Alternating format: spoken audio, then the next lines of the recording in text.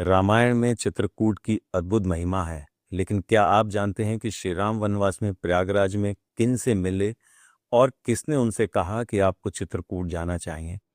वाल्मीकि रामायण के अयोध्या कांड के 54वें चैप्टर में महर्षि वाल्मीकि कहते हैं कि श्री राम, लक्ष्मण और सीता प्रातःकाल संगम की ओर जाने के लिए चले और घने जंगलों से होते हुए शाम होते होते वे गंगा और यमुना के संगम स्थल प्रयागराज पर पहुंच गए। वहां उन्हें दूर से ही एक आश्रम से अग्नि प्रज्वलित होती प्रतीत हुई। वह उस आश्रम के द्वार पर पहुंचे। वह आश्रम तपस्या के प्रभाव से तीनों लोकों की सारी बातें देखने की दिव्य दृष्टि प्राप्त कर लेने वाले परम व्रतधारी महात्मा भारद्वाज ऋषि का था। ऋषि बीच में बैठे थे और चारों ओर उनके शिष्य बैठे थे। श्री राम ने झुककर महर्षि को प्रणाम किया और अपना परिचय देते हुए कहा कि हम दोनों राजा दशरथ के पुत्र हैं। मेरा नाम राम और इनका लक्ष्मण है, और यह मैं विधेय राज जनक की पुत्री और मेरी कल्याणमयी पत्नी सती साध्वी सीता है। पिता की आज्ञा से हम वन में निकले हैं और आज आपके आश्रम में उपस्थित हैं।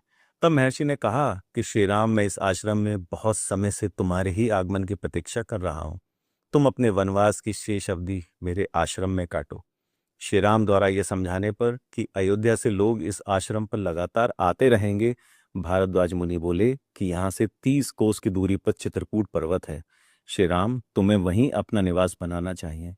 चित्रकूट पर्वत पर तुम्हें रीछ, लंगूर, हिरण, हाथी, मंदाकिनी नदी, बहुत सारे झरने, गुफाएं देखने को मिलेंगी। तुम इस पर्वत पर अपना डेरा डालो और उसमें निवास करो।